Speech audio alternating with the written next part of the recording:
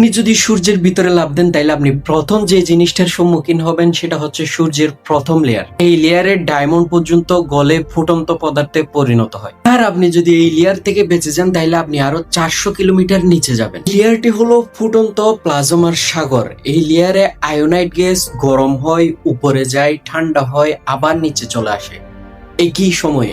আর এই লেয়ারের তাপমাত্রা শুনলে আপনি অবাক হয়ে যাবেন, 20 লক্ষ ডিগ্রি সেলসিয়াস। আপনি যদি ভাগ্যবান হন এই লেয়ার থেকে বেঁচে যান তাইলে নেক্সট লেয়ারে যাবেন। এই লেয়ারটি এতটাই ঘন যে এখানে আলো বা প্রোটন আটকে যায় এবং সব প্লাজমা এলোমেলো ভাবে লাফালাফি করে। আর একটা শকিং ইনফরমেশন কি জানেন, এই লেয়ার থেকে আলোগুলা বের হতে সময় লাগে 17 লক্ষ বছর। আপনি যদি এই লেয়ারটাও অতিক্রম করেন তাইলে আপনি পৌঁছে যাবেন সূর্যের কোরে। এখানে হাইড্রোজেন পরমাণু ধাক্কাকে হিলিয়াম তৈরি করে নিউক্লিয়ার ফিউশন ঘটায়। আর এখানকার তাপমাত্রা শুনলে তো আপনি আরো অবাক হবেন, 1,50,00,000 ডিগ্রি সেলসিয়াস।